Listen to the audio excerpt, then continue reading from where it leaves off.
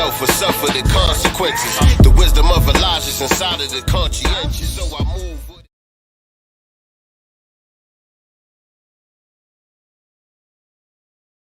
My name is Asada Shakur, and I was born and raised in the United States.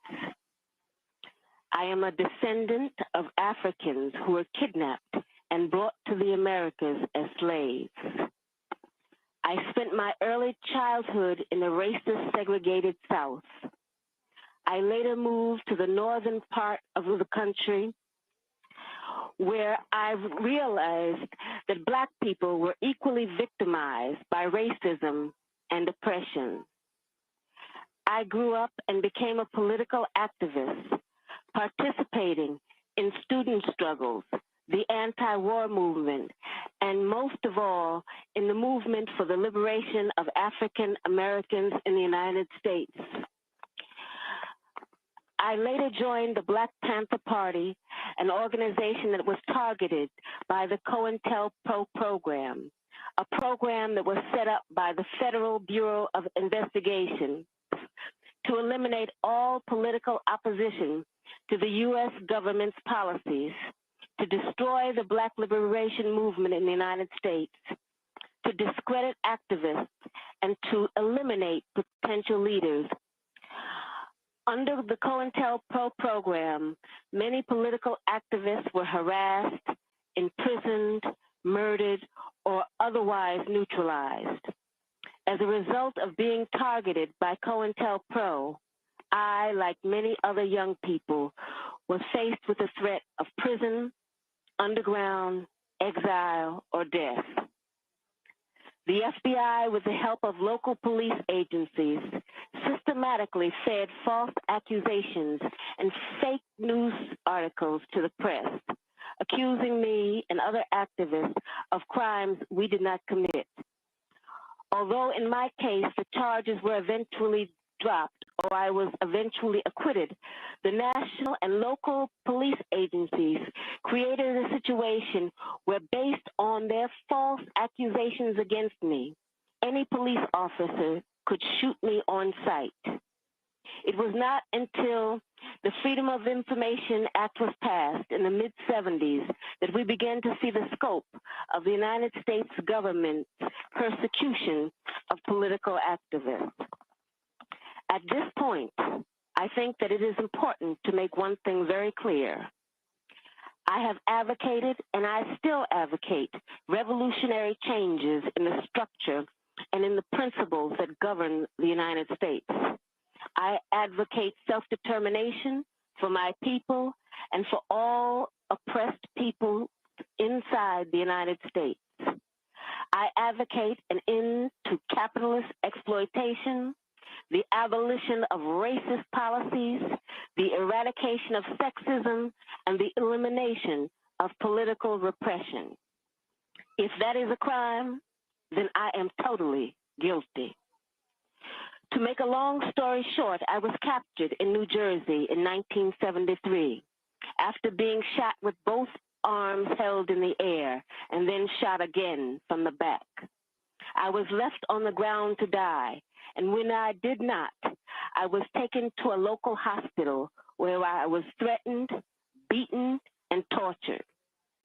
In 1977, I was convicted in a trial that can only be described as a legal lynching. In 1979, I was able to escape with the aid of some of my fellow comrades. I saw this as a necessary step, not only because I was innocent of the charges against me, but because I knew that the racist legal system in the United States, I would receive no justice. I was also afraid that I would be murdered in prison. I later arrived in Cuba, where I am currently living in exile as a political refugee. The New Jersey State Police and other law enforcement officials say they want to see me brought to justice.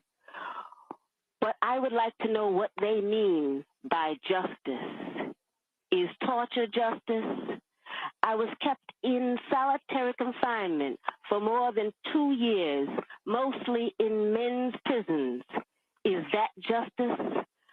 My lawyers were threatened with imprisonment and imprisoned. Is that justice? I was tried by an all-white jury without even the pretext of impartiality and then sentenced to life in prison plus 33 years. Is that justice? Let me emphasize that justice for me is not the issue I am addressing here. It is justice for my people that is at stake. When my people receive justice, I am sure that I will receive it too. All right. Yes, indeed. Yes, indeed. That was our sister, Asada Shakur, and that was an excerpt from an open letter that she wrote to the Pope when I forgot, I think it was Pope Francis, I think, was going to visit Cuba. The United States government had petitioned him to basically go over there and try to talk Cuba into turning her in. And she had wrote that open letter. So that's just an excerpt from that. There's more to it. Y'all could go check that out if y'all not familiar with it. I can go check that out online as well. But I wanted to open up the show with that kind of energy right there, that feminine warrior spirit energy. And I think it's appropriate for the guests that we have coming on the Black Business Showcase tonight. But first of all, welcome everybody. Welcome to another episode of Sincere Love the Godcast. As you all know, this is the Black Business Showcase. I am the God, Sincere Love, here with my lovely co-host, Nicely Girl in the digital building with the Senegalese twist. That's what you got going on over there? Or it's braids? They're supposed to be faux locks. Oh, it's faux locks. Okay. Okay, I can't see too good. It looks nice though. How you know the lingo? Huh? I'm a barber, man. I forgot. I know what the hell's going on, and I got a daughter and a wife and about 4 sisters. You know what I'm saying? But yeah, how you doing over there in Cali? What's going on? I'm good. Allergies kicking my butt, but I want to say and get everybody on here. Let's sing happy birthday to the God. Let's all get in sync. Everybody in the chat. You thought I was gonna let you get away? Of course not. We're gonna sing it, the black version though. Everybody, let's go. Wish the God a happy birthday. He's been around the sun how many times? 43. 43 of them things. Still baby wet behind the ears. I'm talking about. Appreciate y'all. Thank you. In the chat. Everybody appreciate y'all. Yeah, man, I just got finished eating a big old birthday dinner. My wife cooked she made like a crab broil and some rice and some chicken. Yeah, that was good. So if I start nodding off during the broadcast, just know a nigga got the itis right about now. You know what I'm saying? Word up. So we ready to go? Ready to set this thing off? Yeah. I'm ready. Right. Let's set it off. Literally. Let me let y'all know who we got coming on the set today. So today we have our sister Tanea Mclean of Surreal Self-Defense. Tell you a little bit about her real quick. Tanea Mclean is a mother of 3, certified firearms instructor, and president of Middle Tennessee Black Gun Club. Her mission is to empower women and youth to be their own superhero through physical and non-physical skill sets. She wants her family and your family to have a safe community to live in, and so she is doing her part to bring that into fruition, ladies and gentlemen. So, without further ado, I would like to introduce to you our guest for this evening, Miss Tanea Mclean. What's going on, sis? What's up? I am happy to be here. We are on that birthday energy. Shout out to you. Happy next day. It Pisces is a in the building. Followed by that Aquarius, but it's definitely y'all's turn. I'm a Pisces moon sign, so I move with y'all. Okay, that's what's up. I love it. Yeah, I love it. Can you see us and hear us both pretty good? I can. Okay. Okay, Okay, good. So, how you doing tonight? First of all, how you doing? I like the energy that you can't coming in here with. You know, I got the big hair energy. I've been rocking braids for forever. So took them out, got a good shape up, braided up last night, let it out, and I'm like, boom on them. So yeah, you know, the hair has its own. So yeah, everything's good. Everything's good. You know, I'm home. I'm safe. My babies are safe. So we good. That's what's up. That's what's up. So we about to get all up in your black business, like we always do at this time. So take us all the way back to the beginning. Love it. You know what I'm saying? We want to hear the origin story of how this whole journey came about for you. Give us a little bit about your background and what led up to you, taking on this endeavor. Yeah. So situational awareness, conflict avoidance started early. I was one of those fortunate children that was able to walk to school, and it was a long walk. So we walked in groups and things like that, but it was always being instilled in us to be aware of our surroundings. I did grow up on the evil east side of Tacoma, Washington, during the 80s and the early 90s when gang banging, you know, was at an all-time high. It was going down. So that was a lot of and on top of that, we had Ted Bundy running around, you know, serial killers. America's Most Wanted had just really, you know, started thriving. So kidnapping was like the thing. And so the schools I went to, they always had assemblies and workshops and things on, you know, how to be safe, how to deal with strangers, and things like that. I mean, our elementary school went as far as if they had people, neighbors, reporting like strange people walking around or whatever. The walkers, they didn't walk home. They would stay back. They would notify the parents, and you know, go that extra mile to make sure that we got home safe. So just being aware has always been drilled into me. And then living in Memphis, I told you I lived there for a minute. You know, Memphis will get your head right. Okay. Memphis will get your head right. So just the environment, you know, that I have lived in, grown up in, and been an adult in, has called for that. I mean, even right now, living in a small rural town in Tennessee, Bedford County, after Nathan Bedford Forrest, you know, like it's the racism is around you, that energy, that White Lives Matter rally when a girl was killed in Charlottesville. You know, the second location, they came to Shelbyville, Tennessee, like where I live, literally set across the street from my job at the time. So, you know, we just in the trenches. This is life, you know, from gangbangers to racism to kidnappers to, you know, everyday girls just trying you because you cute. And yes, I was cute then too. You know, you have to, conflict avoidance. You learn to keep walking. You learn to let words just, you know, roll off your back, things like that. And you strategize. You know, sometimes you had to choose a different way home from school. You know, you had to walk a different way because you saw some funny stuff going on, some people you may not know, or maybe you seen a carload of bangers, you know, circling the block or whatever. So now you got to come up with a different plan. So that's always been part of the game. Now this gun game. Talk about it.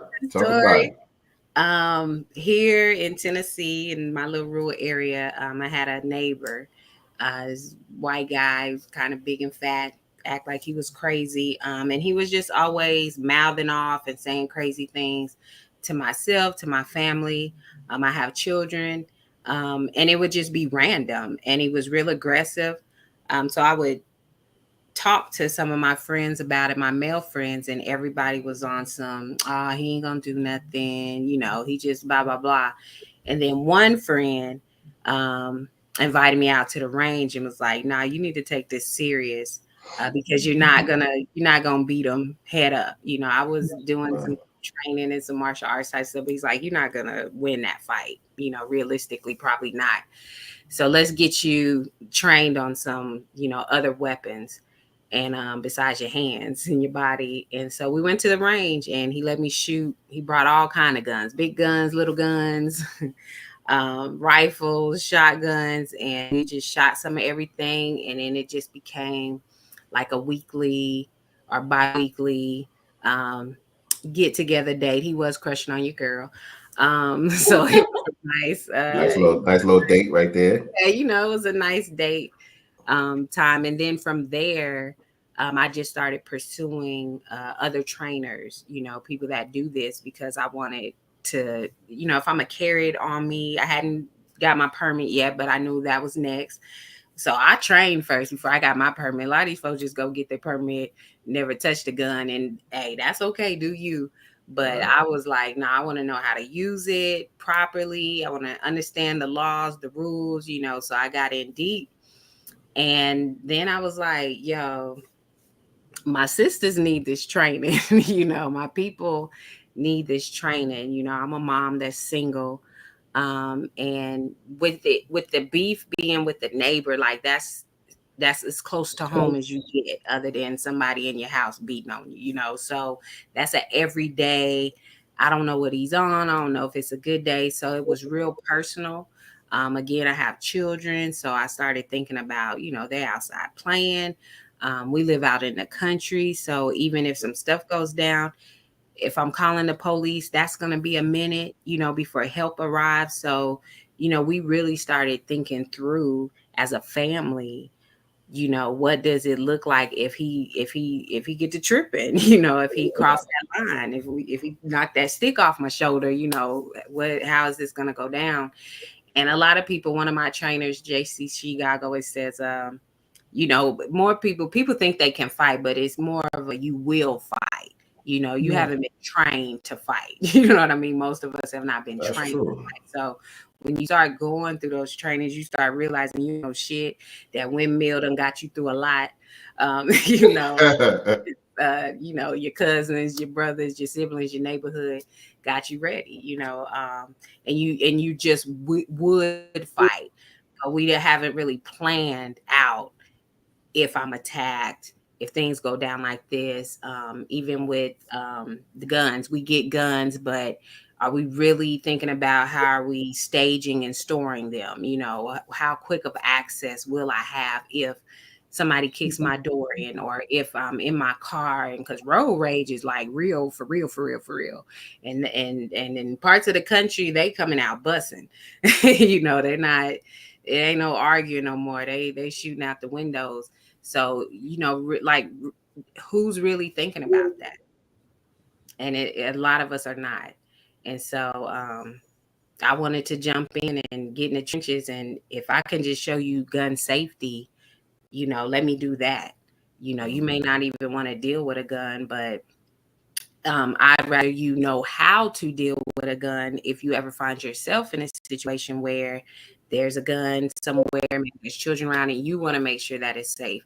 You want to make sure that it's clear. Let me at least show you that, so that you can have some comfort. You don't have to shoot. You don't have to do any of that. But we need to, especially as a culture, be more familiar with firearms, and we need to be more comfortable, because then we'll begin to pass down that tradition. And we used to do that. The Black firearms tradition is deep. We have a lot of history. We just haven't been taught. We don't talk about it. We're not a part of gun clubs and things like that. People think that's new, and it's not. It's old. Especially in the days of the KKK, that's how we fought them off. But you don't hear those stories, the history books and the school systems that we're fraternizing, they're not going to teach us that side of the game. So we've developed this narrative of being afraid, or it's violence associated if it's guns with us. And even we move different. I don't care what they tell you. There's the 2A, there's the white 2A world, and then there's everybody else. And we're in everybody else category. So we know as Black people, like in Tennessee, they passed the permitless carry law, which allows you, if you meet the criteria legally to carry a firearm in Tennessee, you can carry, conceal, or open a handgun without any paperwork. That pop in here too.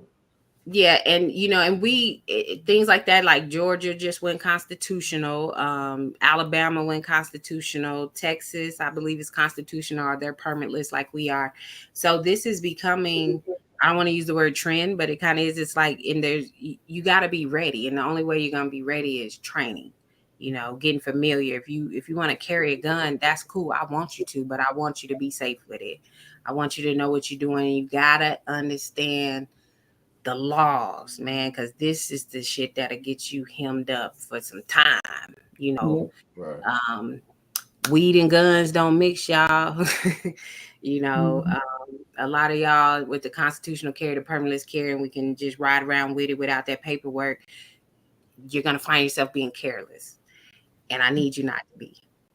Don't ever get comfortable with this. You know what I mean? Like, because, like I said, just life, it could take a life. The Mhm. kind of time it can get you, even when you think it's self-defense. Is that jury gonna think it's self-defense? Is that judge even gonna allow you to go in and use self-defense as a defense? There's criteria you have to meet before the trial even starts that says yes, you can use it to defense or no. And the number one messed up part about that, if you want to use self-defense, you have to admit your guilt.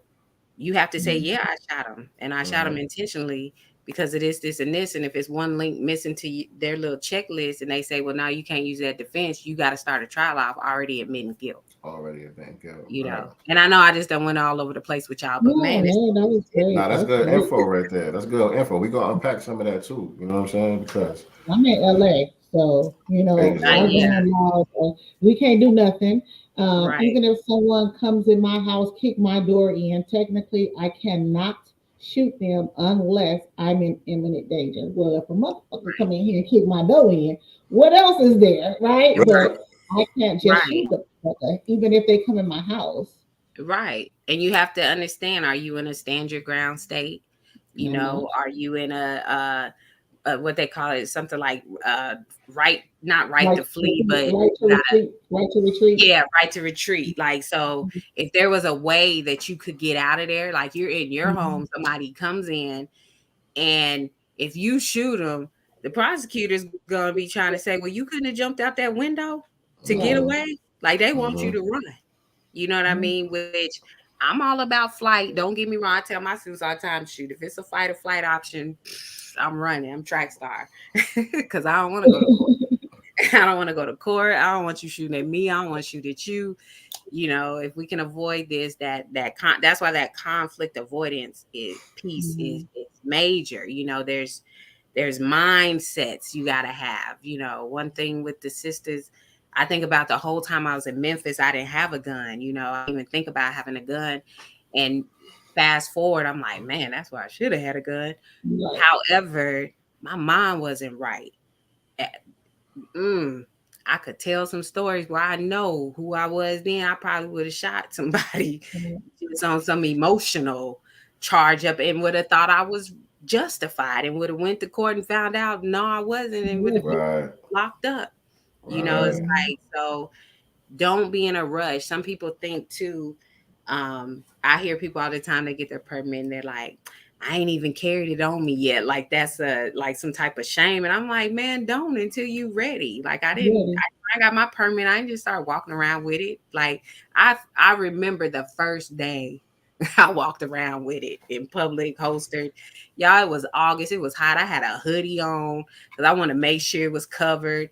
I had my purse on the side that it was holstered on. Like, I was doing the most. If I had to bend down, I'm putting my elbow on to make sure it don't fall out. Like, I was just a nervous wreck. And Right. I thought, and again, those were the type of things that inspired me. Like, man, I got to get with our people because I want to do dates like that. Like, carry concealed dates. Like, hey, just wear it on you. Let's all go out to lunch, see how I feel. Because guns are heavy. I'm going to tell you, it's Mhm. things you have to consider. That thing gonna be on you. If it's on you 8 hours, your back's gonna feel that, especially that 40 up club. Your body's gonna feel this extra weight. So yes, walk around with it on you in your house when you're in comfortable areas, so you can just get used to how this thing feels on you.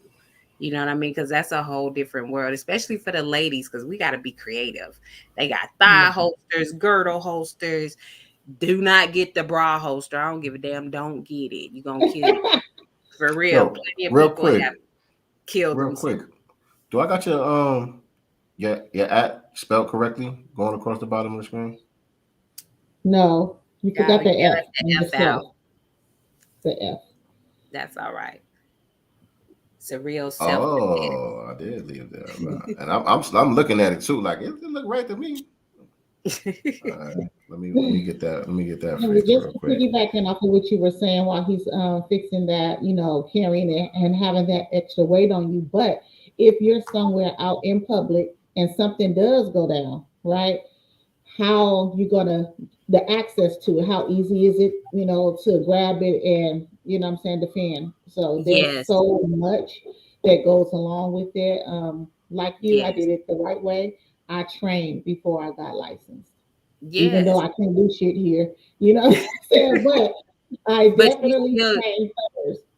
And you still never know what situation you might be in, and a gun presents itself. Whether it's yours or somebody that's trying to get at you, it still might end up in your hand. Right. And it might be the thing that is between you and them walking out of here alive.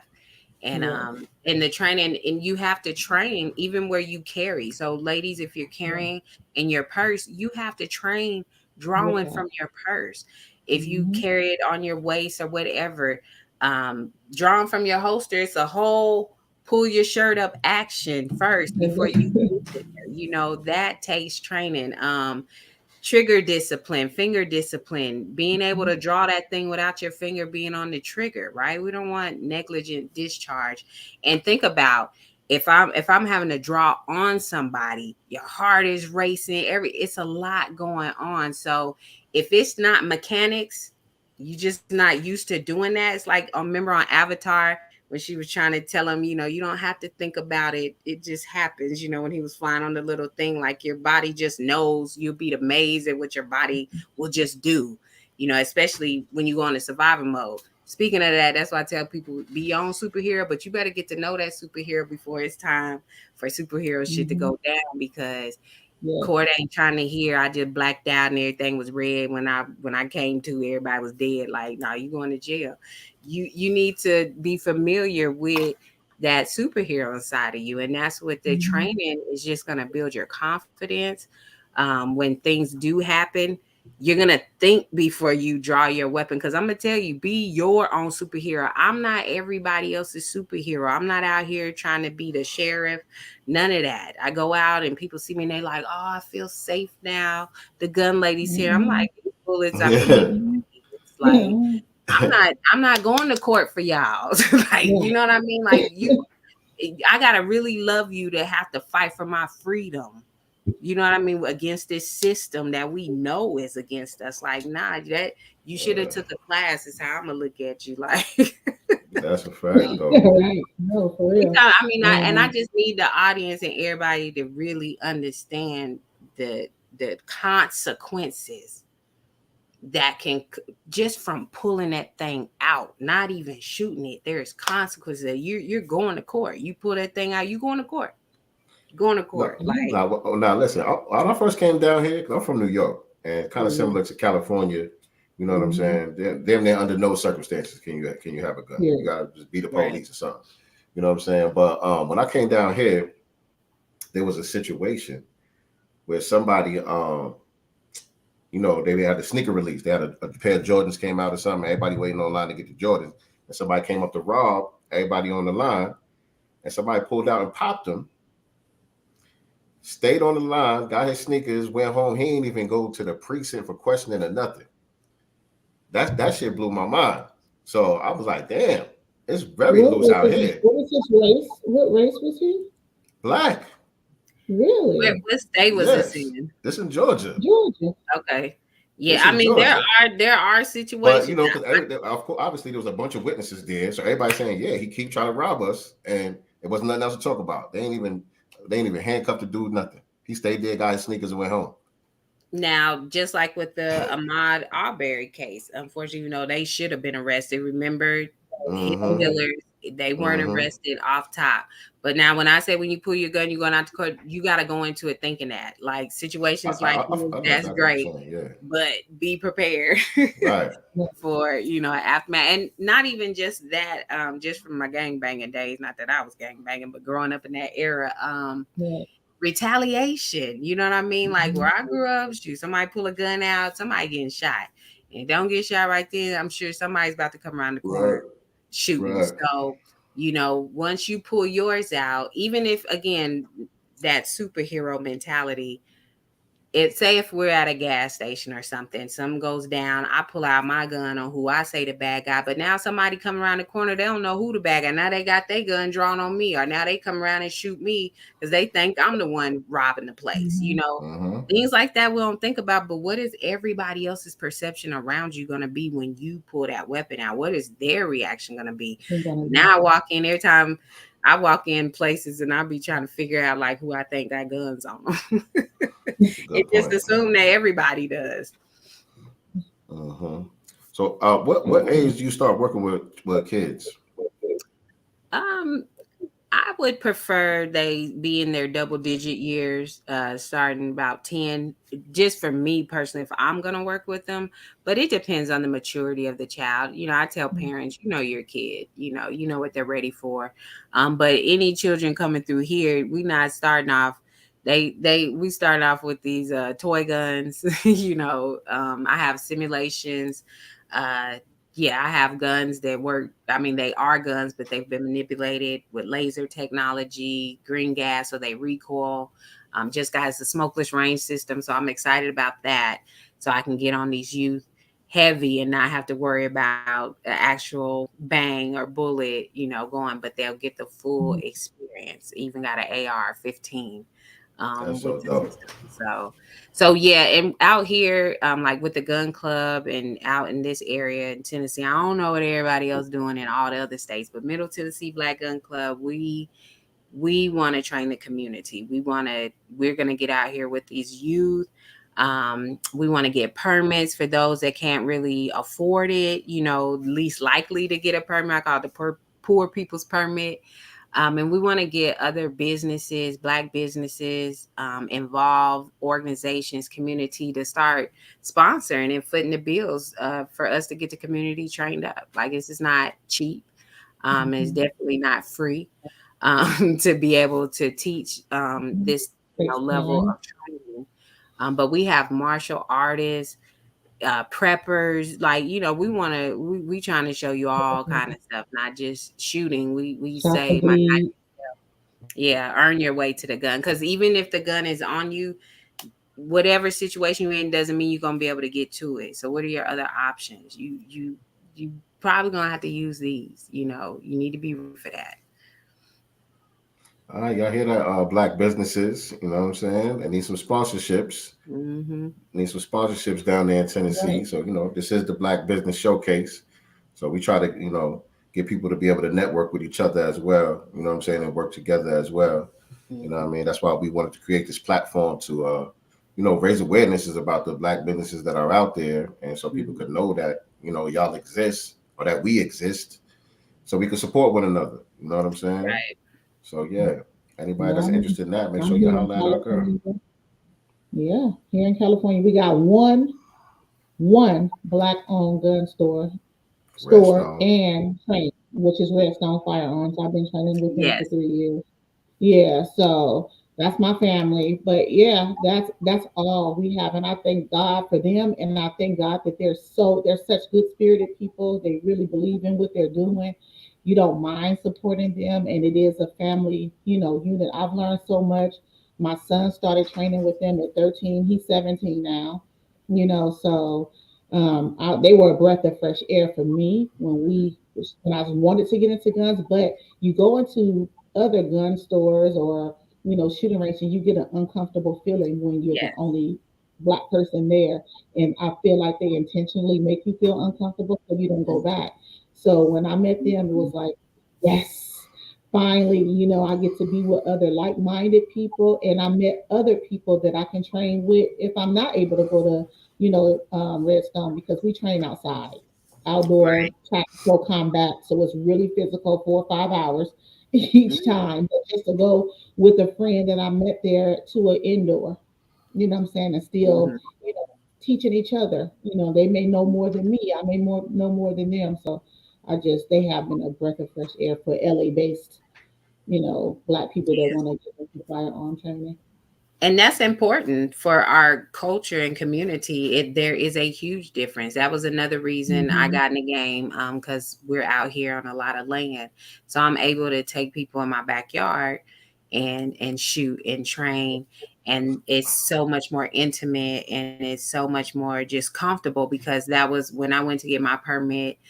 I was in a class where I was the only one of us in there, and that was cool. I'm used to it around here. But the whole conversation, that's when Trump and Clinton was running against each other, and Lord, that was the whole conversation. And I was just sitting there like, man, I can't bring Yeah. my students to this type of environment. You can't Mhm. control the conversations. They're selling all this Trump stuff, and nothing. And I don't even care however you feel. I just, the politics. I'm just like, that's not what I'm here for. The I'm energy, here to the learn this. energy. It's not It's the energy. comfortable.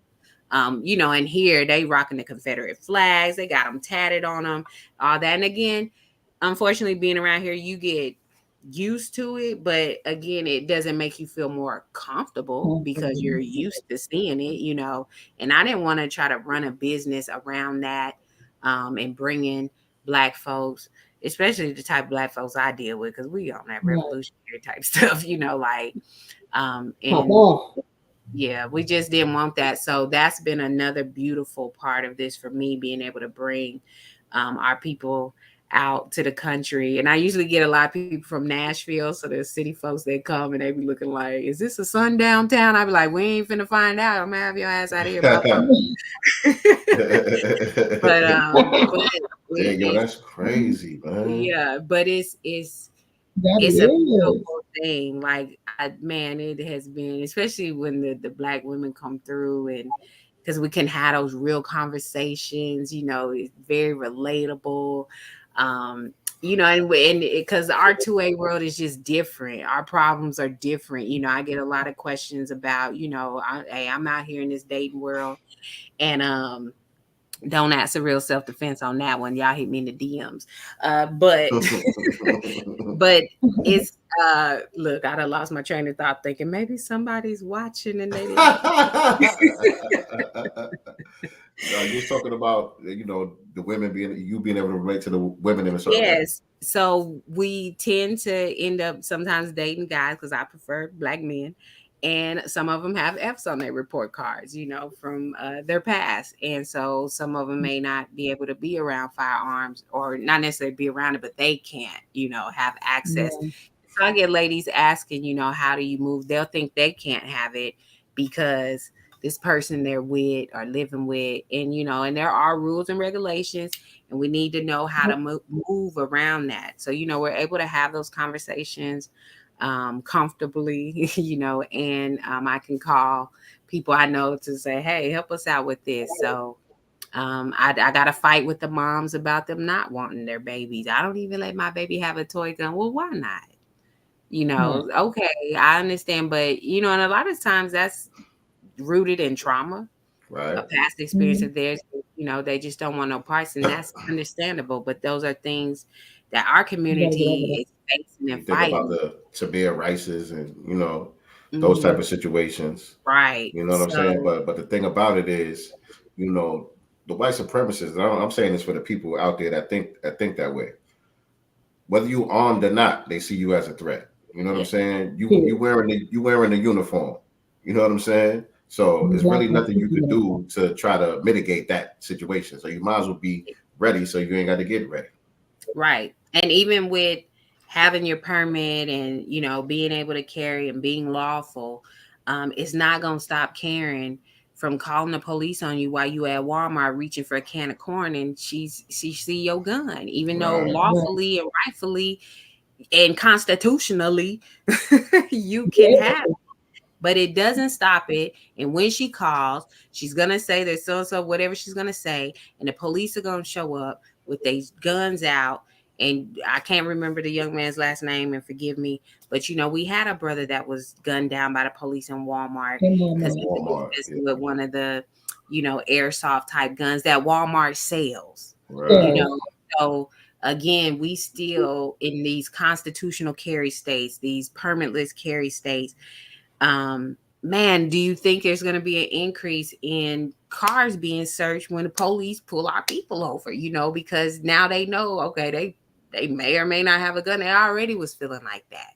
How long ago did they pass that out there? Here, it'll be a year in July of this year for us. And like I said, Georgia and Alabama just went constitutional. Well, Georgia is not fully constitutional yet. It passed the House. It still got to go through the Senate. Okay, so they still so they still going through that. But I tell people all the time, people are asked, are you for this law? Are you against it or whatever? And I said, I don't even have time to do all that. Like, you just need to keep up with it and know how to move with what's on the books right now. And if we're not going to throw ourselves into that side of it, the legislative side, then we just have to, at the moment, learn how to adjust when these laws do change and keep up with that. Like, we have to be realistic. We can sit up and talk about how we like it or don't like it, but like I said, if you're not on Capitol Hill and in the committees and writing bills and all that, then we just got to go with the flow for now. So I like your motto, protecting our pretty. So if I wanted to come out there, and shoot in my stilettos, can we have a stiletto shooting day? We actually, in Birmingham, we did a handguns and heels event, and some of the ladies did come with their heels on, which is realistic. You might be prancing down the street, like I said. I tell the protecting my pretty.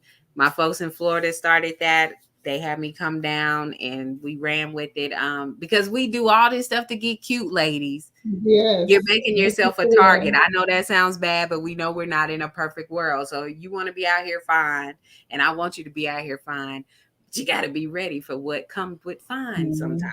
You know what I mean? So the whole protecting my pretty, is deeper than just, the looks, but it is, it's even for the guys. They have pretties. They need to protect daughters, nieces, wives, mamas, so we need to protect our pretty out here. We have to intentionally protect and preserve the Black woman. We have to. Now, what type of fighting discipline are you into? Martial arts? Man, to be honest, nothing consistent. Kickboxing was my thing that I probably been the most dedicated to. I can't train like I want to. I've participated in some MMA, went to some jiu-jitsu classes, need to get better.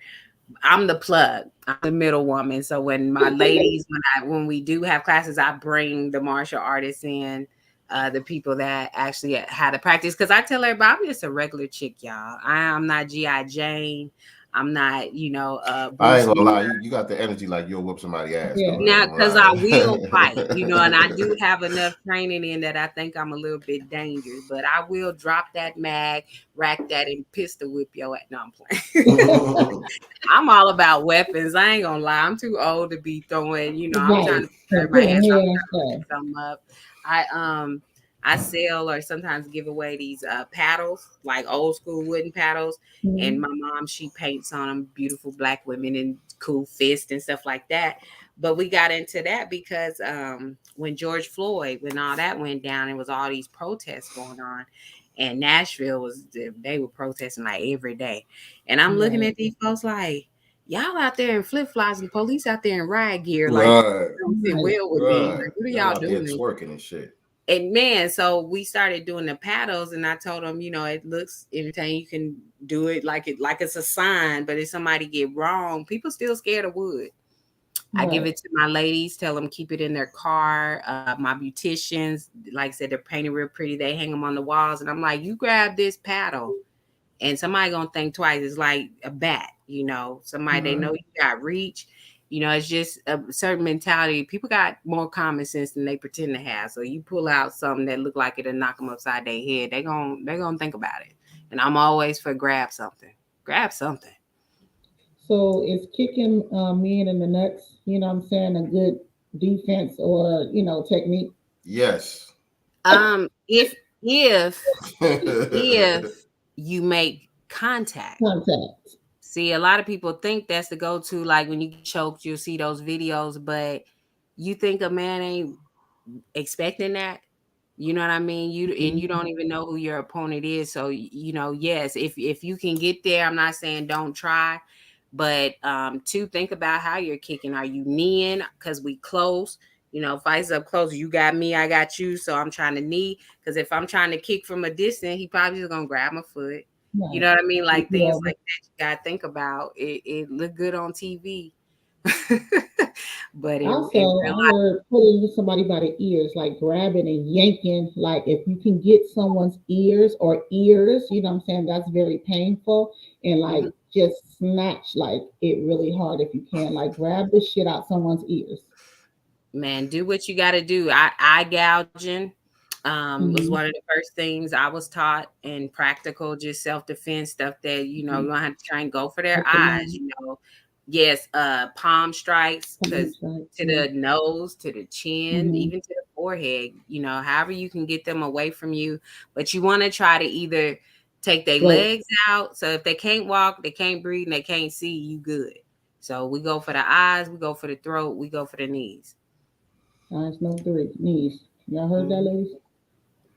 But eyes, ladies, those nails and those fingers, go for them eyeballs. Ain't nobody just touching your eye make you do something. So trust, if you putting pressure, I don't care how big and strong he is, he gonna be what's his name, Samson out the Bible, messing around with me. I was going to ask that too. If there's some type of move that someone, can do just for women that say, that you may not physically be able to take a man down, right? But you may be able to get him off you. What is something or a go-to, that ladies can think of just off the whip? Someone just walk up on you, you can't beat his ass, but I may be able to get him off me real quick. Whether that's to run, think about practical things, like say somebody grabbed you from behind, stomping their foot. You know what I mean? Like that hurts. Again, it would depend. It's kind of a broad question. It depend on how they've grabbed you. Use your voice, scream, yell, talk your shit. You know what I mean? Try to get other people's attention. I tell women, if you got a windmill, you know what I mean? Like you got to do what you got to do to get out that situation. But I would recommend, if you are looking for stuff like that, jiu-jitsu would be a great starting point, or judo for women. But jiu-jitsu is more designed for you to use your body weight. It's for that mismatch. So how can I use the fact that I'm lighter to get over this person? So jiu-jitsu would be a great, any woman, I would tell them to start there with jiu-jitsu. And then judo is like all the chokes and stuff like that too, and how to get out of those type situations. So judo would be another one for that close contact. And women, we have to be willing to get on the mat, because the fighting is on the ground. Folks ain't squaring up, standing. Somebody attack you, you're already in the, you're in the weaker position, because you got to get past the oh shit moment, that this is happening. The quicker you can get past that, I don't care what moves you come with after that. The quicker you can get past this is happening to me, oh shit, the better your chances are, period. And so you did mention some nonviolent techniques as well that you teach. You want to talk about some of that? Ladies, sometimes if we leave a man with his integrity, we can get out of a situation a little bit easier than us talking our shit and trying to, because a lot of times when de-escalate, there's the word. But yeah, and and it might be because I'm that type of person, like before you even get up on me, I'm already talking about shit. Like if I feel like you already I'm like, where you going? But I'm loud like that. I'm not the chick you gonna walk back into the corner whispering in the ear and everybody in the party think y'all cool. but it's just she doesn't know how to tell you to get the fuck up out of her face. You know what I mean? I tell people sometimes being nice is going to get you in a bad situation because the people around you don't know that you're uncomfortable because you're trying to be nice to the person that's making you uncomfortable. Disrespect that ass. Oh, I'm sorry. I was just trying to tell y'all to de-escalate. So you just got to choose your battles. I'm sorry. I'm tough with, like, I want you to know, hey, this can be whatever. Like, I'm down for the aggression, you know, like that's my defense mechanism, but everybody's not aggressive like me. So sometimes you do have to use your feminine energy and flirt your way about it. Talk, tell them, oh, I would love to give you my number, but I just got engaged. My ring's in the shop or something. But, I don't know, use that.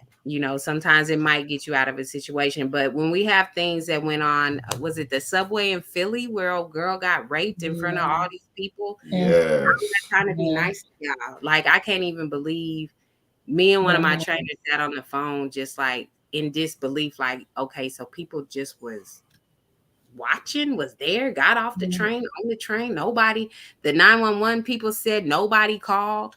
There were no calls about, and I'm just like, yeah, you got to be a superhero because people will watch you get raped in America. Like, wow. Probably.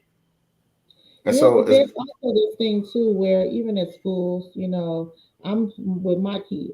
My whole thing is you don't start fights. If you can de-escalate and walk away, fine. But don't let someone, I don't believe in letting nobody hit me first. So he's been trained that way too. You don't just sit back and let someone, bully you. If you feel threatened, you knock them out. So he's been in situations where he may have been shoved or something like that. Now he's also trained in martial arts, and then he get the best of the kids, and they calling me. Well, you guys sit around and watched him, before it got to that point. Y'all watched this kid do everything, and now he wants to cry wolf because he got his little ass beat. And they called me. Well, you have to tell him not to fight back. Tell somebody.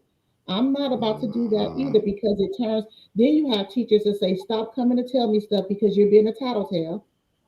Or they don't believe them, or etc. So don't call me. Call that boy's mama who was, whooping until he got his ass whooped. Stop doing that. Yeah, and sometimes, I mean, I believe in Black culture. We just have we have to stick to those type of when it comes to the school system, because the way it's set up now, like where I'm at, when you get in a fight at school, whether you initiate it or not, you could be defending yourself. They're at the high school, they both going to juvenile. Yeah, you gotta go pick your kid up at juvie. You know what I mean? Like, so juvie. Yeah. Like they just send them right over there. Oh, Yeah, wow. so it's the people, but that's a good point you're bringing up. Parents, that's something we like. That's why your school board elections and stuff like that matter, because this is where things like this, what are the consequences for fighting? That's where those policies get created, is by your school board members. So why we think, I don't care if you vote or not. I really don't, because it's a personal thing. However, though, when you start to understand how these systems work and who's making the decisions, that's when you can start explaining to people the importance of voting or having the right candidates and things like that, because they are deciding things like what's the consequences for fighting. No, you're right. Especially on that local level, and not just voting, but getting involved and even running for some of these offices, and you know what I'm saying. Yes, we got to start doing that for real. In a lot of these places, especially where we have a decent amount of the population. A lot of times there'd be these little towns with hella Black people and white folks running everything. Everything. Yes. Not one Black person on the PTA, nothing. You know Even what the I'm PTA. Yeah. And that's on us. Yeah. That it's over for the days of saying we can't, they won't, whatever. Well, then make some noise. If they can't, they won't. That's what we have a voice for. That's what we fight for. That's what it's that's who we are. And we got to get back to that. And the 2A, I feel like our lack of confidence, even in that arena, or our lack of representation as well, and just the and professionalism, and just that confidence of, I protect myself, my community. we have got to get back to that. Because it's not going to matter what laws are on the book about guns if you're scared to have them anyways. You know, we're just already at a disadvantage. We're behind when it comes to training. Like you said, you know, other cultures, particularly the white ones, they're training their kids. But even other cultures with non-firearms, white folks is more known for, yes, getting their kids trained in firearms early. But you got the Asians and other ones, they training in the martial arts. You know, while we out here, no diss to basketball and all these other sports, we'll put so much money, time, and energy into basketball, AAU camps, all this from time they 3 to the time they 18. But nobody wants to put that type of money into a martial arts class or put that type of longevity. They'll put the kid in a karate class when he's 6 and that's it. You know what I mean? We got to explore, we got to explore wrestling and all these other things. And even back to the guns, if we're teaching our children and our youth how to shoot, even marksmanship, that's scholarship money. There are scholarships for that. You know, so there it opens other doors and avenues beyond. It's more than self-defense. It's hunting. You know what I mean? It is a sport. Like I said, you can get scholarships for it. There's things like archery. There's skeet shooting. There's all kind of different things in this arena. And might I add, since this is the Black Business Showcase, man, this is a multi-billion-dollar industry and Black women right now, we are the growing market in this industry as far as purchases go. You see what I'm saying? So for us to be underrepresented in that market, we are missing out on capital. We're missing out and we're giving it away. We're giving it back to the same people that's going to turn around and smack us in the face with it. When we need to go in, like you talked about, Black ranges, Black gun stores, Black manufacturing rifle companies. And there's a few that are out here now that we don't know about, but it shouldn't only be a few. You know what I mean? Right. We should be beyond that. So we got to make the moves and we got to work together to do it. And trust me, being a owner of and a founder of a Black gun club, that scares people. That scares your community. They, you know, everybody looking at us like, oh yeah, that's right. They're like, what are these niggas doing? Why are they trying to get together? Are they practicing? Are they training? Are, you know, like, white people was asking us, why did Black people need a gun club? Black people was asking us, why do Black people need a gun club? Man. When You're bringing up some great points. Yeah. When we're out on the range with Redstone, again, we're in a big range, you know. I mean, it's a lot of people out there at this outdoor space. It's called Angel's Crest. And it's like people at this top area where they're training, and we're at the bottom doing tactical, and they're literally we can look up, and it's like a group of 50 people just watching all these Black people training. They can't even focus on themselves, and it's the weirdest experience because these people have firearms in their hands, rifles, you know what I'm saying, shotguns, pistols, and they're all looking at us like, when I tell you they waste a good hour of their range time just staring. Yes. And it's really uncomfortable in a way because we're like, why? Like, we're just doing what you guys are doing. It's just with Black people, you know what I'm saying? But they're very, very uncomfortable with it. And one day I was leaving the range after 4 hours, a bus pulls up with a bunch of kids, I'll say, just observing, probably from the age of 10 to 14, a whole bus. They're all in uniforms. Maybe I don't know if it's like their, you know, range shirts or whatever, but a full bus, all white. Pulled up in the bus. Yeah. I'm gonna have me a bus. I'm gonna have me a bus full of Black kids ready. And we have, and I have to say this, so there are a lot of Black people in the community that are pouring into us. They love what we're doing. We have a family in another small town in Tennessee that they have like 46 acres of land, and they just use it to train. You know, they want us out there. Come on now, let's bust up these myths. Bust up these myths. They talking about Black folks don't support each other and all that. Let's kill these myths. Exactly. So we are getting the love, you know, and it is about asking sometimes too. Like, I'm out here on a mission. We're gonna ask for the resources we need. But when you have a for real mission, you know, because it's a lot of it's a lot of buffoonery that goes on in this too. And I feel like a lot of times serious things like training for self-defense in our community, we feel like we have to minimize it to be entertaining to try to get you to come out. I gotta call it this, I gotta put this title on it, I gotta make it seem like it's gonna be fun, you know, and it is just sad, you know, and it's hard on the people that are trying to train you, because if I feel like I got to bring you in like that, instead of spending my energy on actually instructing you, even when you come to the event, I feel like I got to entertain you still. You know what I mean? It's just time out for that. It's over for that. Like in Tennessee, like, so I don't know what they doing everywhere else, but we changing the flavor. Like, Black folks got to get trained. That's that on that. I don't have to dangle no carrots in front of your face. Yes, it costs money. No, I'm not free. You know what I mean? But I do want to pour back into the community. And if my business, when my business is making enough money where I'm good, then I don't mind teaching a cheaper class. I don't mind giving my time and energy to teach a youth class for free or whatever. But the community is going to have to support us in this. My kids got to eat too. You know what I mean? And so do mama. You know what I mean? I want to drive a nice car too. I want to be able to pay my bills too. And I don't go, nobody's training me for free. So, you know, I just try to create ways. Like I said, if you have a gun club in your area, Black one, check it out.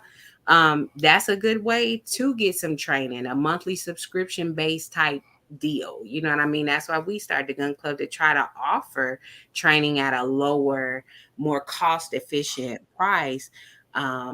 So that more people in the community can train, you know, but you know, free isn't always appealing either. People don't take free serious. It should be expensive, though. You know, it's up to us to support us. You got people, you know, like Jim Jones, who just got angry because Gucci didn't want to take his $24,000 for whatever it was that he was purchasing. You know, the salesperson wasn't giving him any attention. So you have people literally taking it to social media, begging these white organizations and companies, you know, and designers to take their money. But when it comes to us, Black people, it's like, oh, that's too high. Why y'all want that? Well, you know, no, we're gonna change that, and we're gonna change that.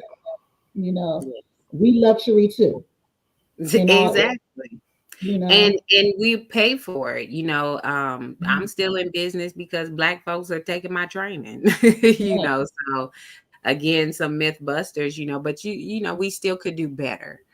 And we're gonna have to, and we gotta prioritize what is important for the community, you know, and we have to be leaders in that. We have to set the example. I love to hear people always complain about, oh, this generation, they don't do that. And I'm like, yo, those are the kids we raised. This is the community we created. You know what I mean? I'm a 78 baby, you know, I'm Generation X. This is our product. You know, so the same way, how are we complaining that we suck then? You know what I mean? You can't just keep saying, oh, they don't know how to communicate. Oh, they don't know how to love. They don't, right. Because we didn't talk to them and we didn't love their ass. Like, you know, that's the clip right there. You're gonna see that part on my page tomorrow afternoon. It's funny because I tell my mom all the time because she would say stuff like that, and I'd be like, well, who dropped the ball? Exactly. Who dropped the ball? You know what I'm saying? So we really don't need to finger point when we see it. Okay, we know that that's an issue. Now what we gonna do? What's the solution? Correct it. Exactly. Correct it. And it's the same with the gun. You know, people say, oh, the Black on Black violence, or like in Tennessee, now every Black death with a gun, they blame the permitless carry law. Oh, because now, and I'm like, look, if somebody want to kill somebody, they are not worried about what the law says. They finna break the law. Murder is against the law. Do you know that? So you think they cared whether they was legal? You know, it's stuff like that. It's like, quit pouring into that. You know what I mean? Like, just how do we get better? You know, like it's not going to stop. It's not going to change overnight. But what steps can we begin to make now? Like I said, not complaining about this generation or the youth or the deadbeat dads or the moms that, you know, hold the kids. Like, okay, we know. What are we doing though? How are we going to get better? And also, not everybody is going to get it. So you know, the ones that are not, leave them over there and mess Yes. with the people that get it and want to build on that and make things better. Everybody can go. Say that. No, And they I used can't. to be like that. I used to try to beat stuff over people's head, like, you know what I'm saying? And I had to, you know, take a step back and like, everybody just not gonna get it. And that's okay too. That's Don't what beat yourself up. for the Bible thumpers, whether you still believe in it or Yeah, not.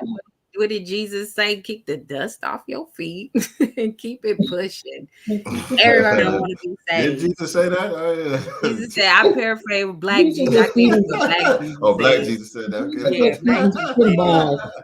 But when the Jesus was disciples spit of it, balls, you boy. know, it's like you got to keep it pushing sometimes. You know, Yeah. no matter how bad you want to save people, they got to want to save themselves.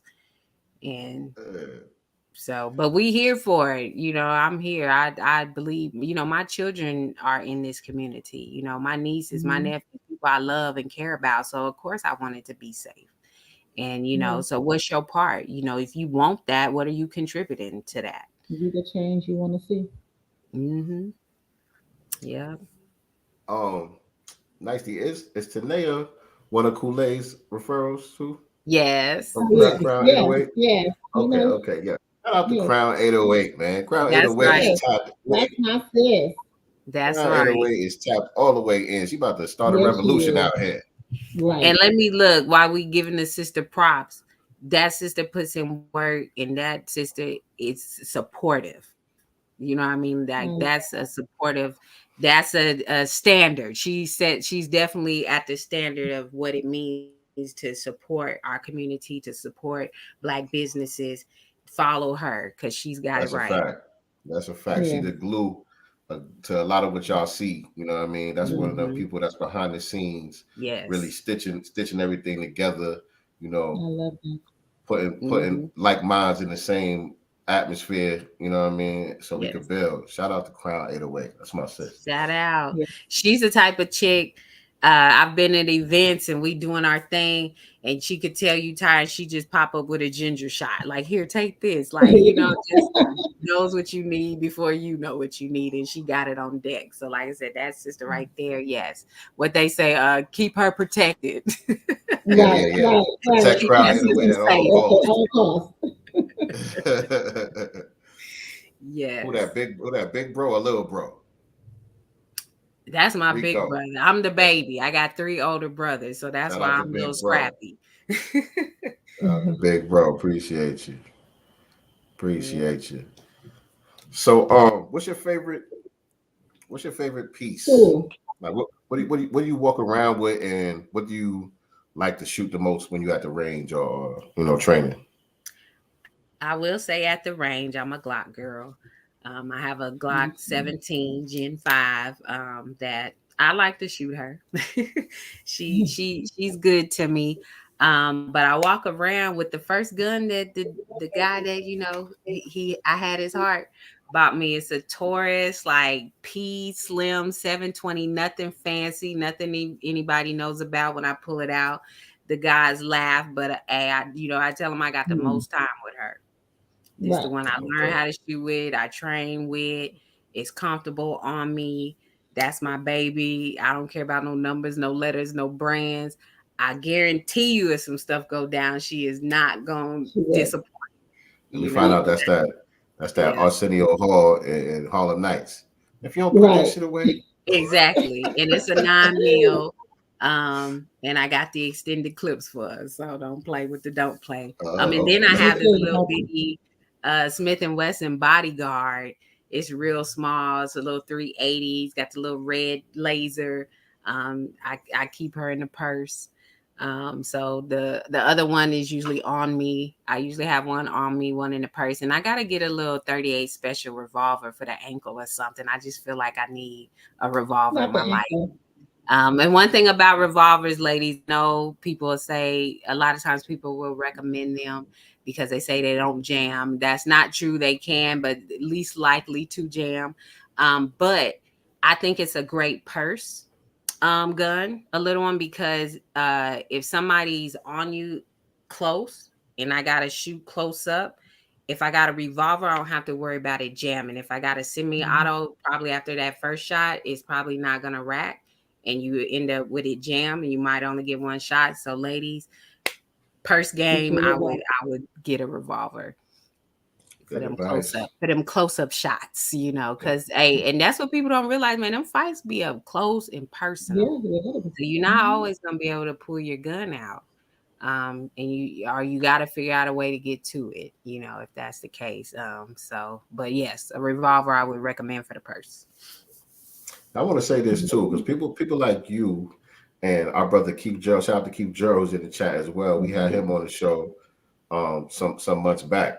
You know, a lot of people that I see with large followings that are gun enthusiasts or trainers and stuff like that, from what I noticed, a lot of them are not really like-minded individuals. We need more of y'all to have these larger platforms. So I want to see y'all get more active on social media, you know what I'm saying, with the content and all of that, man, because we need y'all. Y'all giving good information. You know what I'm saying? It's not just about showing off and, you know what I'm saying, all of that stuff. Y'all giving valuable information that's really needed in the community that will get our people ready.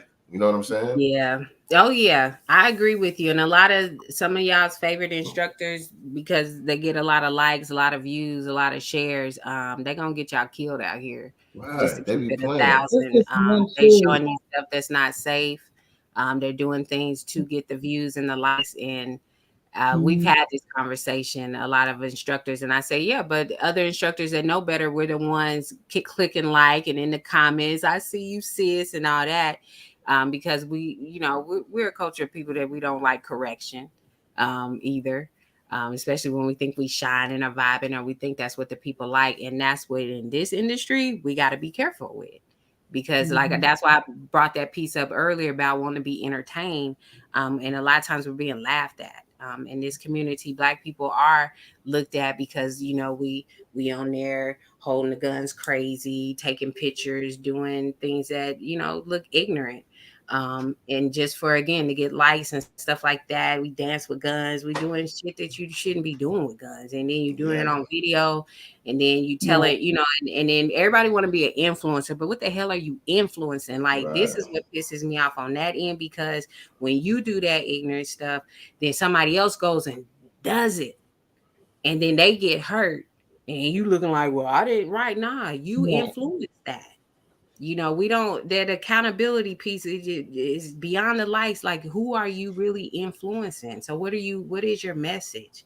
What is your lane? What are you really trying to get out here? And we got to get past that buffoonery, because this is deadly. You know, people showing you where they're concealing and stuff. That's why I said that bra, that you don't want that bra holster, because a lot of women have shot themselves trying to get it out, you know, like, you know, so it's things like that somebody makes it look cool, but it's not practical.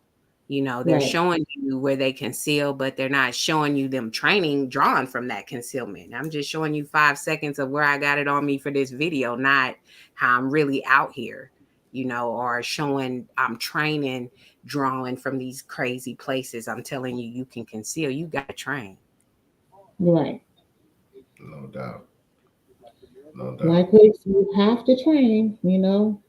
That's just the long and the short of it. There's never a stopping training. It's something I think that's always going to be needed. You have to get your body, your mind. You know, we've had drills where we have to shoot without ears on.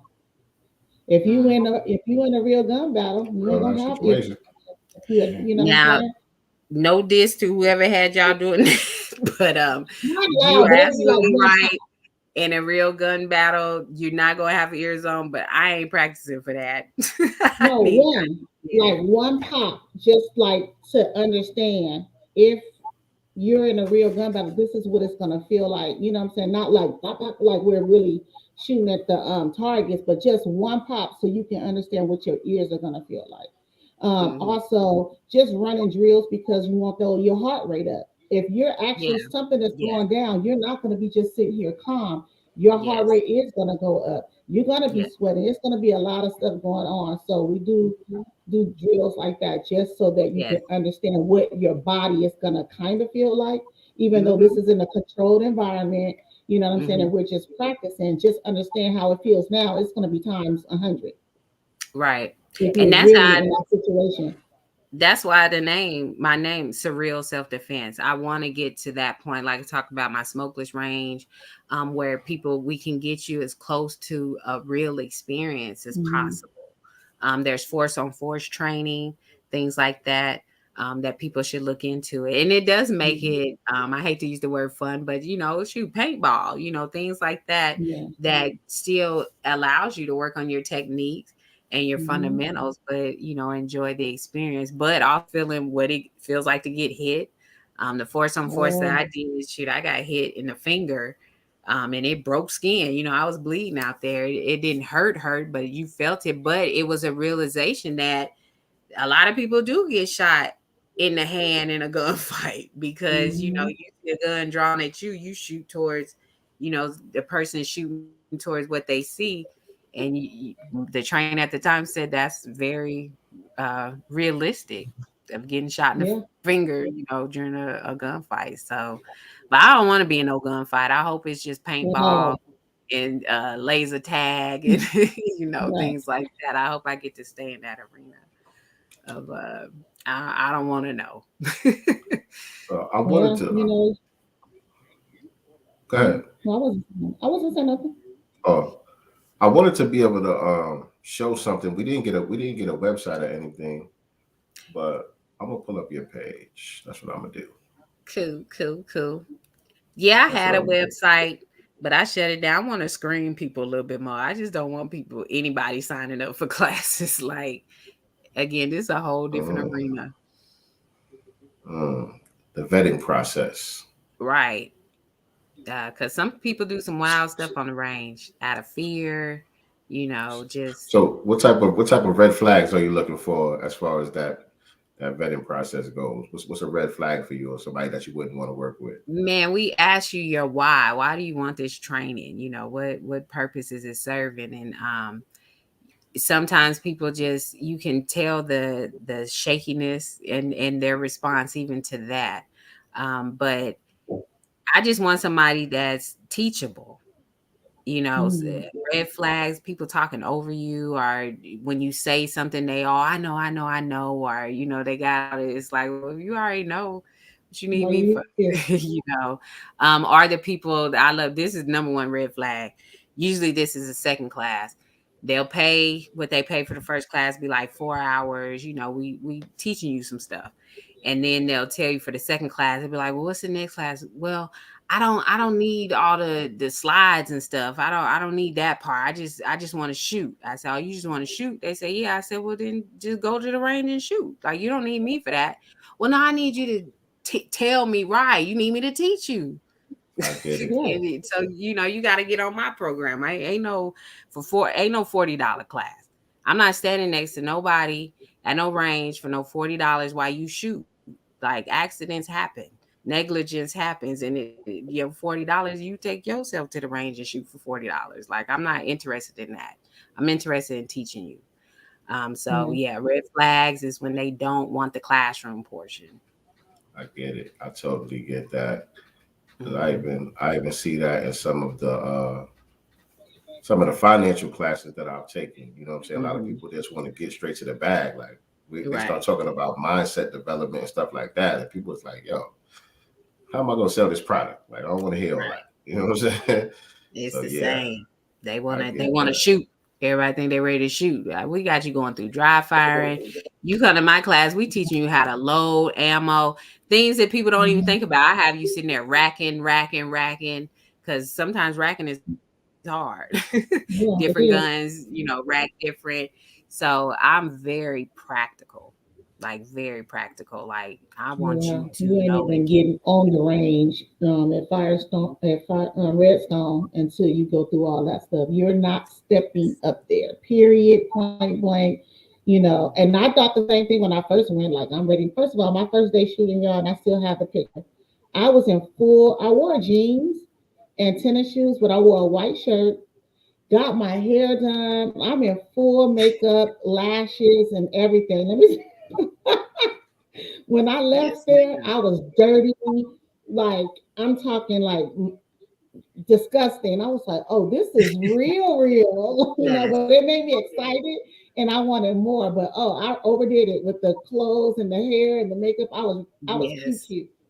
hmm People see my pictures from like photo shoots, and at first they thought that was part of the class. Like people would tell me, "Oh, I got a photographer, so I don't need that." I'm like, "A photographer for what?" Like, no, that's not what we Yeah. doing, boo. Like that was a photo shoot. That was not we were shooting and then got cute and took pictures with guns. So yeah. Now this was in Alabama at Keith I know Gerald. I see our brother Keith Joe right there. Yeah, Yep. this was his birthday bash, and that's my sergeant at arms, Denzel, up there. That's my partner in crime. Look, black folks, we like to say that's Carlos at the bottom and Sherry. They from Florida. So yeah, we had a good time out there. We were shooting rifles, handguns. Again, and it's just fun. It felt like a family reunion with guns. You know what I mean? Like Yeah. everybody is just it's love, it's the like-mindedness, being around your people. It's beautiful. Like I love it. I Especially do the gun too. I club love side of him. it is I love it, and just getting with other businesses. We do this now. I don't post a lot of pictures of the classes. I do because I believe in privacy, and especially with women, some are going through some things, and That's no so they doubt. don't want it out there. But yeah, this is more gun club stuff, man. It's that family, man. Just being around your people and like you said, that like-minded, that relatability, that love, the laughing, it takes the edge off training and seeing, like I was saying, Carlos, he's down in Panama City. Man, seeing these brothers that we got in this game and sisters, but a lot of brothers, they 30 years in, they training in Carlos, he does Sambo. He's one of the only black instructors for that. He went to Russia to learn that martial art and, get in that game. So there's so many just black superheroes out here that do this. I mean, like they do this I love and they want to do the same thing that I do. They want to teach us, the regulars. I tell people all the time, I ain't tactical. I ain't nothing. I'm a black mom with a it. gun in these streets in America. That's a t-shirt right there. That's a t-shirt right there. Black Yeah. mom with That's a gun. right. A black mom with a gun, like ready to protect mine. That's it. Nothing fancy about Yes, it. ma'am. I just want to encourage regular people, you Shout out to Kid Gravity in the you building. get training. Speaking of superheroes. hmm So, Well, who's man, gonna do it that, other than us as far as protecting our children, our families, our communities? Because your baby is my baby. Babies right. are my baby too. If you know what I'm saying, and we got to get back to that. Yeah. If anybody baby that look like us, right, is under attack, it's up to us to protect them. So Yes. who Indeed. else is gonna do it other than us? Yes. hmm Yes, indeed. And the more black women we have out here as that can teach firearms, safety, basics and things like that, you teach a woman, you teach a nation. Like that's what we do. We give it back. We train them up. We're that first teacher. So when you get us comfortable with it, everybody's gonna be all right. That's all I'm saying. Y'all, I hate it for the world because that's my goal. Like the more black moms I get trained, the more I already know this is gonna pass down. This is gonna continue. This is gonna be right there with the ABCs and the 1, 2, 3s because that's what we do. So Yep, and that's how we need it too. It need to be just that regular, that yes, automatic. You know what I mean? Right, yeah, second nature. Right. yeah, That's what I was trying to So say. there's, feminine women that are in, to guns and shooting and stuff like that. Some of them Yeah. think that, oh, it's just for guys or, what I'm Mhm. saying, that's going to take away my femininity. No, you can still be feminine, girly, and be a badass shooter. Nah, Mhm. it's We definitely sassy sexy. and classy. That's You're right. right. Protecting my pretty.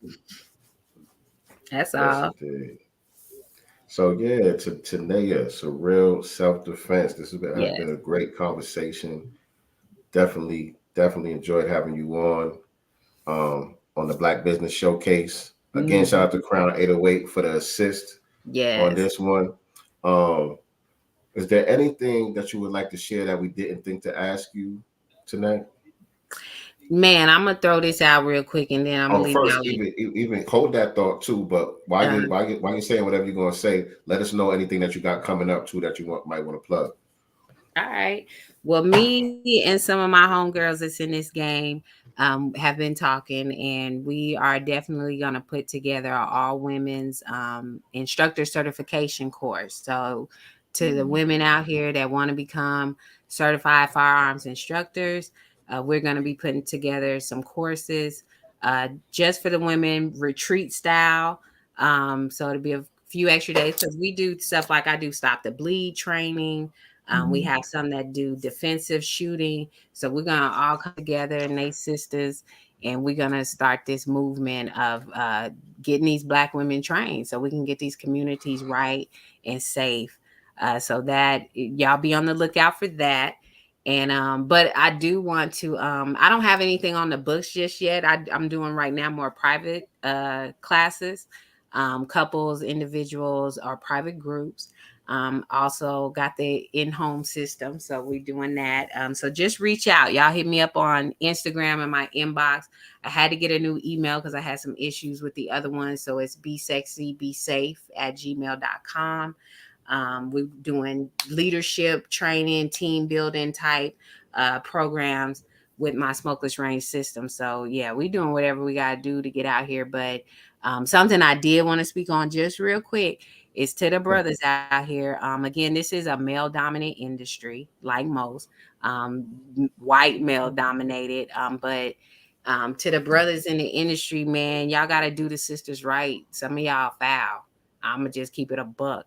I've been here for like a year and a half, and some of y'all, you pretend like you appreciate the sisters in the game, but you just coming over there to get that light, get that shine.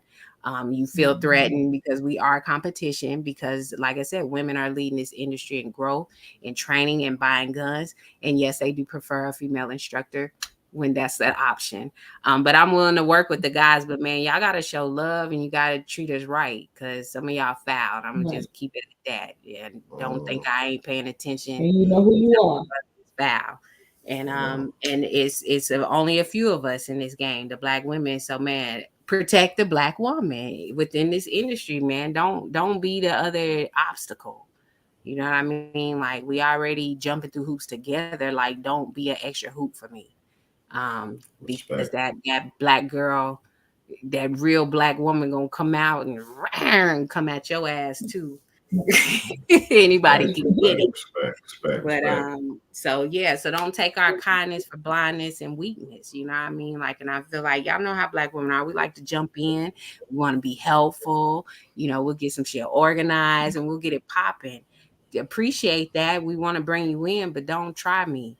Quit playing with me. That's my message out there to y'all. Is like, quit playing with me, because me and the sisters, we've been talking in this industry, and we about to get together and take over. So if y'all want to make some money, quit playing with me. Yes, indeed. Yes, indeed. Say that. Mm-hmm. So we got two more questions for you before we let you get out of here, though. Okay. All right. What does freedom mean to Tanea? Oh man, freedom is not answering to nobody. Freedom is just coming and going as I please. And that's what I love about entrepreneurship. That freedom. Here's my thing on freedom. I always said I want to wake up when I'm done sleeping. I do not like waking up to alarms or people waking me up. When I'm done sleeping, that's when I want to rise, and that's freedom to me. So, being on my own schedule. I like that one. I like that one. For sure. All right, so here's the part where I got to put you on the spot. And now you got the microphone. Freestyle. See, don't get me started, because I was about to go there. You know what I mean? If you want to give some bars, hey, listen, do what you do. But the entire Black community can hear what it is that you have to say at this point. Everybody's listening. So what parting words would you like to leave us with tonight? The Black family. Man, to the Black family, first of all, always be proud of your culture your heritage, and what part you play in your community. And we got to stick together, y'all. We got this. We can do this. We are in some wild times, but we always have been. It's war all around us. Got to strategize, man. And the only way we got to work together. So those that are like-minded, those that really are for this and about this, let's join forces. Let's use our resources for good and not evil. And let's learn to love, man. Unconditional love is going to get us through. I always say self-defense is self-love in action. So if you have the confidence and the will to want to protect yourself, then our community going to be straight. We're going to be all right. Yes, indeed. Yes, indeed. Appreciate that. I will take that one with me for sure. Mm-hmm. All right, family. Again, make sure that y'all hit the like button. Make sure that y'all share this out on your social media platforms. If you are not subscribed to this channel, make sure you hit that subscribe button and click the notification bell so you could be reminded whenever we go live with new episodes of Sincere Love the Godcast. We do the Black Business Showcase every Wednesday and Thursday, 8 p.m. Eastern Standard Time, 5 p.m. Pacific Time. And we will also be here on Sundays with our regular current events. I'm about to say class. Current events broadcast where we talk about everything that's important that's going on in the Black community. So definitely check us out on Sundays. That's 7 p.m. Eastern Standard Time, 4 p.m. Pacific Time. Make sure you guys are also paying attention to the links that the moderators are putting in the chat, different ways that you can support this channel as well. If you want to support us financially, you can hit up the Cash App, $ Sincere Love with the number 7. And $ Nicely Girl without the L on the end as well. But just hitting that like button and that share button is a good way to support as well. So make sure you guys are doing that. All right. Nicely, what we got? Anything? Other than, you said everything. Next week we have Meals by Mail. Next Wednesday. We got who? You guys have Meals by Mail. I got you. You don't. I'll send it to you. I have to always. I'm the secretary to you guys. So I'm assistant / secretary and co-host. I want to thank our guest Tanea for showing up tonight, and of course, teaching us about protecting our pretty ladies, and also for the gentlemen, because you have your wives, your daughters, your nieces, etc., that you have to protect as well. So I do appreciate you taking the time to come and do the Black Business Showcase. When I asked, she was like, yes. Thank you to our sister, Crown 808, for also bringing this beautiful woman to us. Thank you so much, sis. We appreciate everything you do behind the scenes. Everybody, make sure you tap in this Sunday. And next week, we have 2 amazing guests to follow up this amazing guest with. Cool. Yes, indeed. Yes, indeed. And remember, family, we are not the master teachers. We are only the master students and signal boosters for the voices of the new Black media. We'll see y'all on Sunday. Peace and blessings. Do for self or suffer the consequences. The wisdom of Elijah's inside of the conscientious.